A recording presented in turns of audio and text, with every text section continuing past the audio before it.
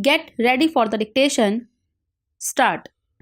Now, sir, honorable members will recall that the bill was introduced in the House of the People on the 2nd September 1953. It has had a long history, and in one form or another it has been before the public since the end of 1949. In the statement of objects and reasons, the various stages through which the bill has passed since 1946 have been summarized, and I need not recapitulate on this occasion the circumstances in which the then Government of India took the decision in early 1946 to initiate an inquiry into the reform of our company law. I would remind honorable members that between 1946 and 1948, the entire field of company law was carefully reviewed by two distinguished company lawyers who were appointed to recommend the broad lines on which the present Act should be revised. Their recommendations were examined in the then Ministry of Commerce, and certain tentative departmental views which emerged were circulated in a comprehensive memorandum to all recognized trade and industrial associations, bar associations, the high courts, and the state governments. That brought us to the end of 1949. Many representations on this memorandum were duly received from chambers of commerce, trade and industrial associations, state governments, and the general public. At the end of 1950, the Government of India appointed a committee under the chairmanship of Shri Bhabha to go into the entire question of the revision of the Companies Act with particular reference to its bearing on the development of trade and industry in this country. This committee examined a large number of witnesses in many parts of the country and submitted its report in March 1952.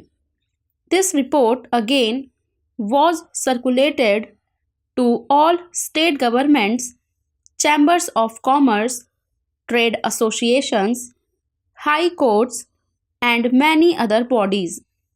At the same time, a special officer was appointed in the Department of Economic Affairs, Ministry of Finance, to examine the report in the light of the views received from the interested public and to submit proposals to government for the revision of the present Act.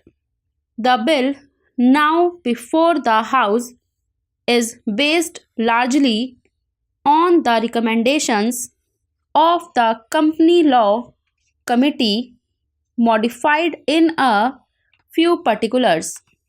Honorable members will notice that so far as public relations go, the bill has covered adequate ground.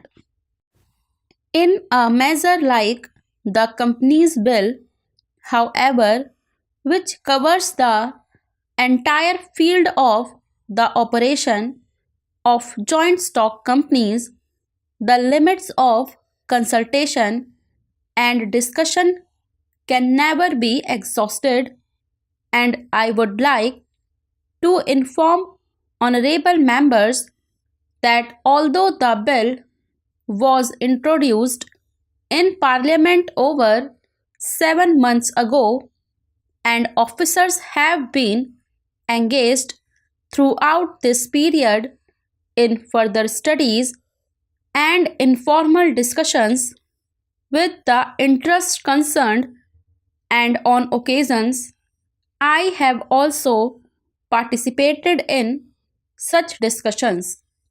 I have also given some further thought to some of the issues arising out of the bill, and I propose at the appropriate stage to bring before the Select Committee any changes in the provisions of the bill which seem to me to be worthy of consideration in the light of this further examination. No honorable members will have noticed that the bill contains 6 clauses and 12 schedules. I think it is probably one of the longest legislative measures in recent legislative history, but its size might be regarded as misleading unless I make a few comments. The bill is both, one must remember, a consolidating and amending measure. As mentioned in the statement of objects and reasons, this is the first opportunity which has occurred since 1923 for the consideration of the Companies Act. Advantage has been taken of this opportunity to redraft several long and complicated sections in the present Act, which have been split up into a large number of clauses. This is the largest single factor accountable for the increase in the number of clauses in the bill. New clauses embodying substantial changes in the present law would hardly constitute more than a small fraction of the bill. I would also draw attention to the structural changes in the bill to which a reference has been made in the statement of objects and reasons. The redraft of the bill and the rearrangement of the existing chapters in the Companies Act in a more logical order have, I think, resulted in a noticeable improvement in the form of the bill, and I hope will facilitate better understanding and appreciation of the scheme. I wish that the Act, which came into effect long ago, was implemented properly. I know that the Minister here is very earnest in implementing it, but unfortunately, his colleagues at the state level are disappointing him. Unfortunately, no steps have been taken for trimming or toning up the administration at the state level and at the district levels. They have to be taken immediately.